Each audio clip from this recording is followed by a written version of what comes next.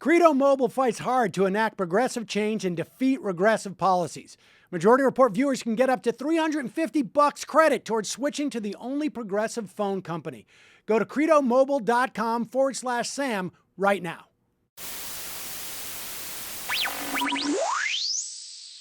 On the phone, it is a pleasure to welcome Becky Bond. She's the political director of Credo Action. As you folks know, Credo Mobile is sponsoring the program this month, and the reason why Credo Mobile as a sponsor makes me so happy is because it funds what Becky Bond does over at Credo Action. Becky, welcome back to the program.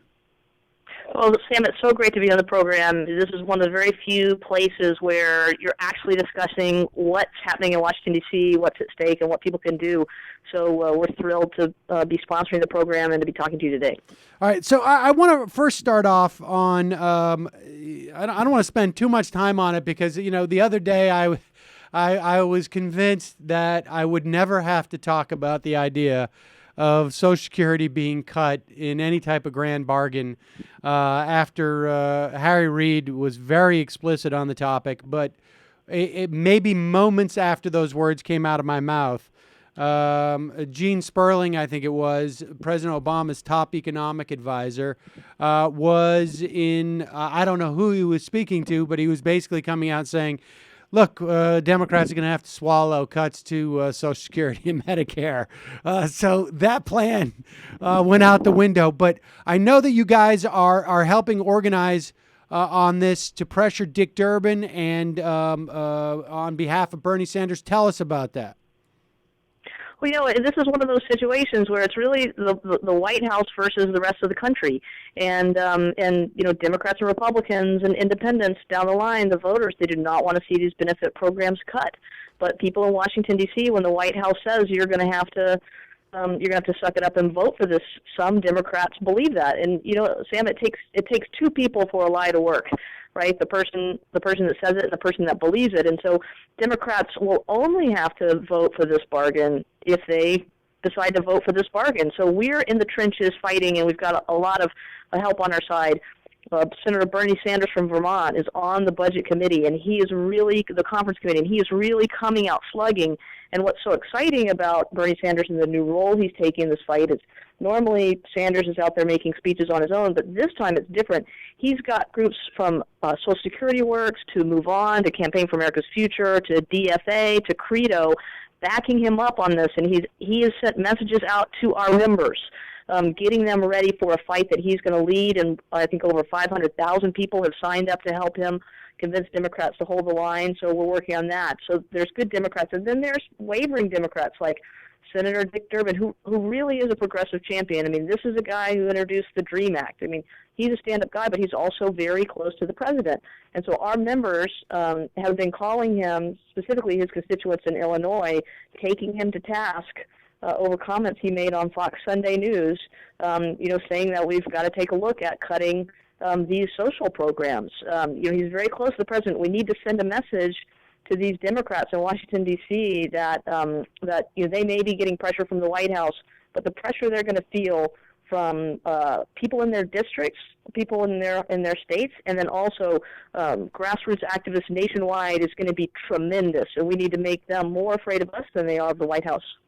You know, I mean, I know this is all just speculation. I think we've even talked about this before, but I mean, this just seems to be a zombie desire coming out of this administration. I mean, it is just so frustrating that that we even have to have a conversation about the groups and the hundreds of thousands of people who are playing defense at this point against a Democratic administration. When you think of all the things that we could be fighting for, that are in the president's agenda that we believe in, and we have to spend our time trying to stop them from cutting Social Security, Medicare, and Medicaid, for setting up major losses in the midterms if Republicans get to go out there and campaign on the fact that the Democrats cut your Social Security benefits, cut your Medicare benefits. I mean, it really defies logic, but there is this weird thing where there's this bubble in Washington, D.C., and it's a it's a vicious system where people that, when they're not in D.C., they can make a lot of sense, but when they get there, there's this bizarre logic that conventional wisdom that descends on this group of people that are kind of quite cut off from the sentiments of most people, and that's why it's our job to break through the bubble and make sure that we make so much noise that they can't possibly ignore us. I mean, what do you think? I mean, my theory has been that just when we look back on the way that the mainstream media, the conventional wisdom looks back on things like Bill Clinton's welfare reform, which I think, from a policy perspective, if you talk to people who work in that policy arena, has been a real disaster, particularly in the wake of the recession. But it still gets much acclaim. And I guess I'm just convinced that the White House just looks on this as one of the things they need to check off for their legacy bucket list. It's a weird thing, and I think a lot of people, don't know what the president is really thinking. I think that what he said, that he believes he's playing the long game, and that people like us don't know what we're talking about, and that he thinks if he can cut a deal to raise revenues and trim entitlement benefits, then that's a win in the long term. But what we know is that, first of all, the Republicans have effectively blocked any real movement on the revenue front, raising taxes, closing major corporate tax loopholes, and so we face getting into a negotiation where the White House strikes a deal that actually doesn't have the massive revenue increases that we need for the government, but does give in on even if they're small adjustments. Once we break the line of allowing cuts to benefits from Medicare and Social Security, then once we go across that line, it's a bright line. Once we go across that bright line, then they're going to be cut. It's going to be a death of 1,000 cuts, and they're going to be 1,000 tiny cuts, and we're going to bleed that dry, and then we're going to have old people in destitute poverty, and we're going to have more people who can't get medical care at growing expense to society. It's really, we're at this tipping point, and whatever the president and the White House, they think that they can strike as a historic deal. We know from negotiations in the past that they're not likely to strike a good deal, and that we think that they should just have their hands off these benefits and go work on other parts of their agenda. And frankly, I mean, at this point in where we are in the economy, I don't know what amount of taxes raised would justify cuts to these programs. Frankly, I mean, aside from the idea that loopholes can be opened back up as quickly as they're shut, which I think we learned after the Reagan tax reform of, I guess it was 86, if I'm thinking right. And but at this point, I mean, I have no problem with the idea of putting in raised revenues in there as some type of poison pill, which we know will sink the any type of bargain. But frankly, I mean, if they want to deal with, I don't know, if they want to lift the cap on Social Security, I guess the cutoff on taxes there, I think that wouldn't hurt at all. But beyond that, I don't know. I just see the revenue as, on one hand, functioning as a poison pill, which I like. On the other hand, it's used as a fig leaf, as a way of just being able to walk out of this these 8 years and say, we did what no Democratic president could do. We cut Social Security, and sadly, they're under the belief, and I think I don't know if it's right or wrong, that would be hailed historically, but what no Republican president could do, right? Indeed. So, you have billionaires like Pete Peterson that have somehow, run, multi-million-dollar campaigns to convince the American people that Social Security is in trouble. And we know Social Security is not going broke. We have a surplus. It is, we've got enough to pay benefits out for the next 20 years. If with immigration reform, Social Security, and what we bring these workers out of the shadows and have them paying into Social Security, we'll be in even better shape. And so, I don't understand why we're we're wasting our time working on this when there are other parts of the agenda, like dealing with climate change, dealing with immigration reform that we desperately need, that we're playing defense on these programs. But we'll do what we have to do, and if we have to save Democrats from themselves on this issue, that's what we're going to do. And luckily, we have great partners in the Republicans who are so recalcitrant that even if Democrats give them 95% of what they want, they won't agree to the deal without that last 5%.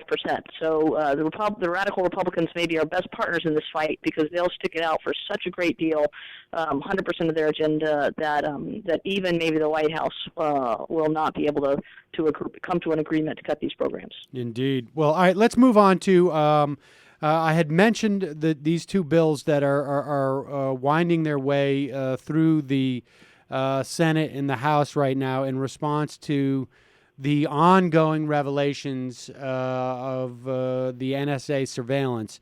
One is coming from Senator Leahy and Representative Sensenbrenner in the House, and the other is being, floated by Dianne Feinstein.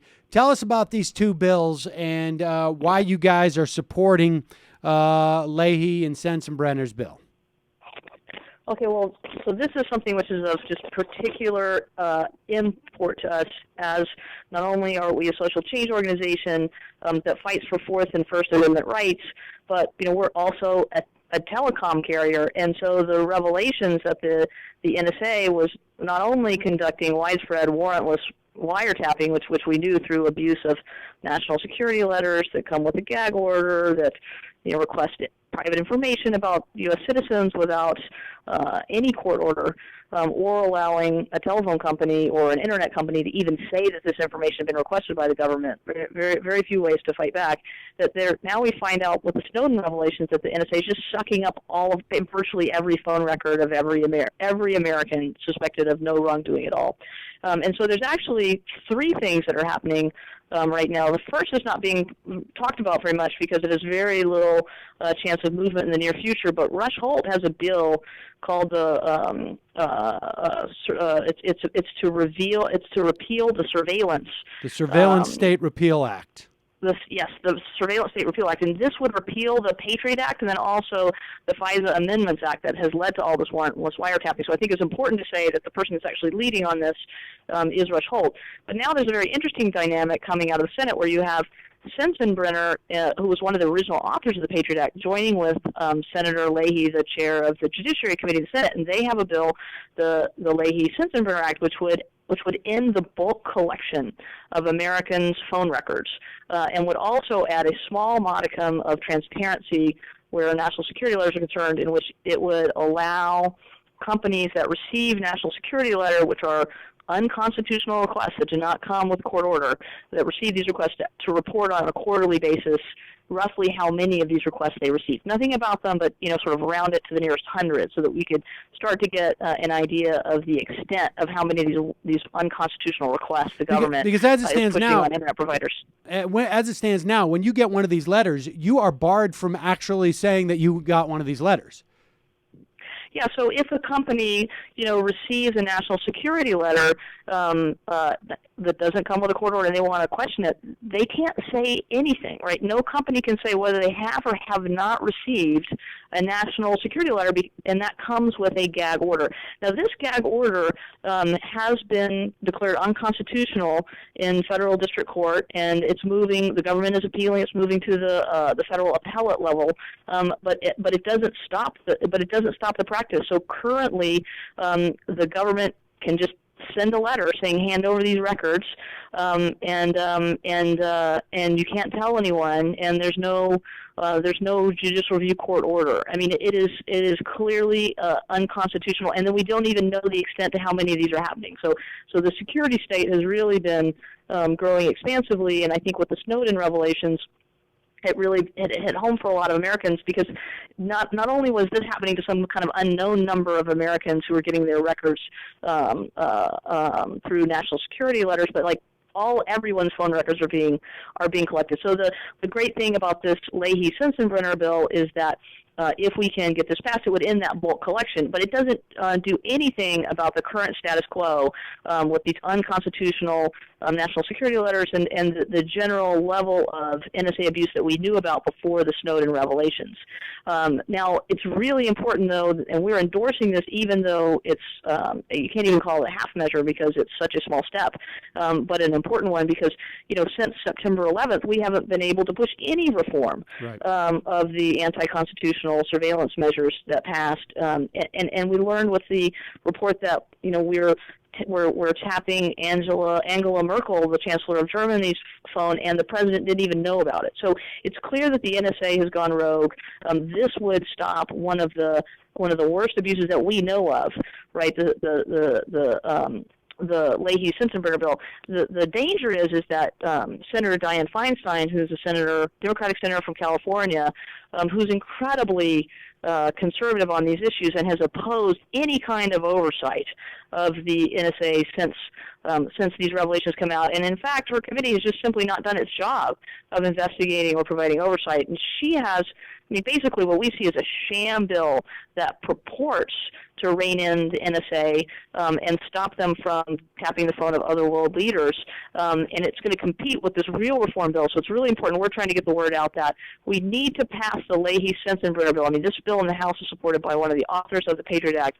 But we also need to make sure that Senator Feinstein isn't able to avoid real reform by putting out a sham bill that really is going to do nothing to limit the abuses of the NSA. Do you worry, just based upon your experience with these type of sort of legislative strategies, do you worry that the passage of the Leahy-Sensenbrenner bill will foreclose an opportunity to move on Rush Holt's Surveillance State Repeal Act?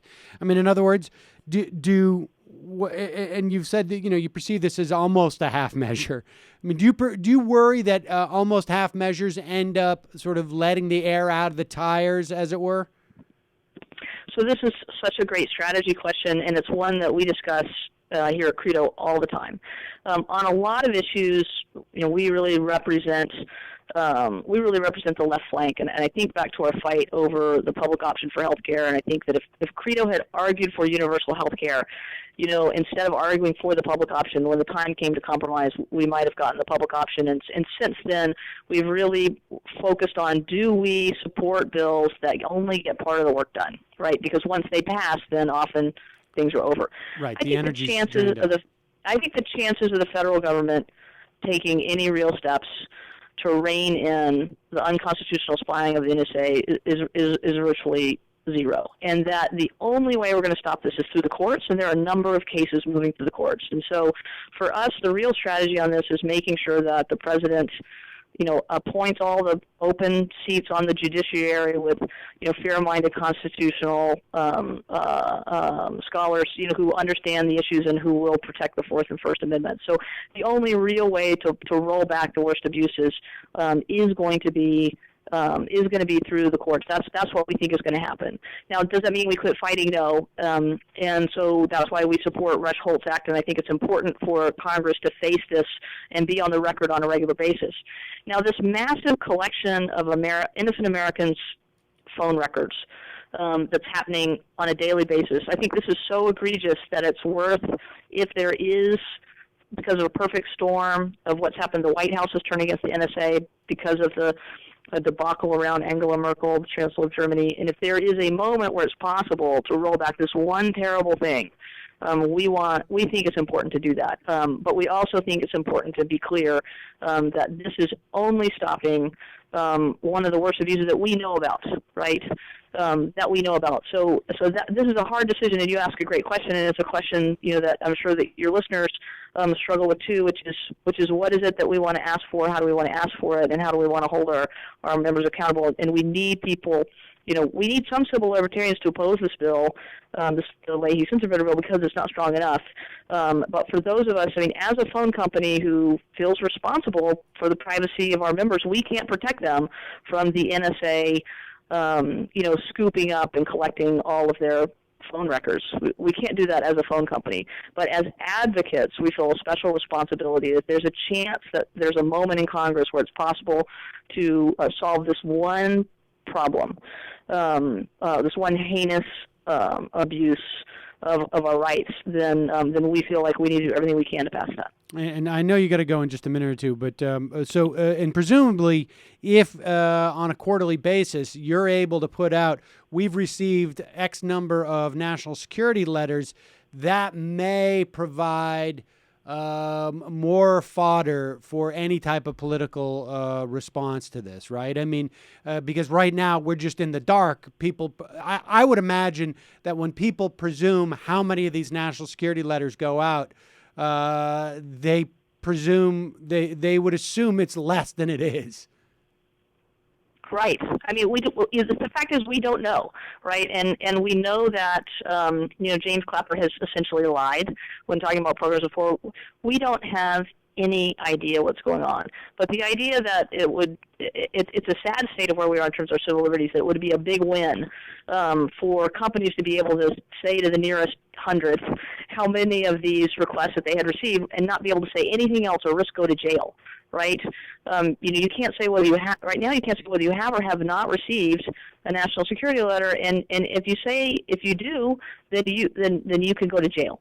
Right? I mean, this is where our security state is right now, and we need big change, and we need to support groups like the Electronic Frontier Foundation and the ACLU and Center for Constitutional Rights that are fighting us out in the courts. They're the real heroes here. They're the ones that are going to protect our rights, and we're, at Credo, one of the things that we do with our members' phone bills is that we support those groups. And in particular, the Electronic Frontier Foundation, they are just fierce watchdogs of our civil liberties, particularly making sure that the Bill of Rights applies online and on our phones and in the digital spaces. And we, we're very proud to support them because they're doing incredible work that no one else is doing right now that Congress won't do. And that's why it's important that people like you and me and that Credo members and people that listen to your podcast is that we fight for issues and not particularly to just elect Democrats. Yes. Because Congress a lot of times and Democrats, they're part of the problem. They're not part of the solution. And so we're doing everything we can through giving money, through being activists, through supporting shows like yours, to be part of the solution and fight these really important fights. Becky Bond, Political Director from Credo Action, thanks so much for your time today. Always a pleasure.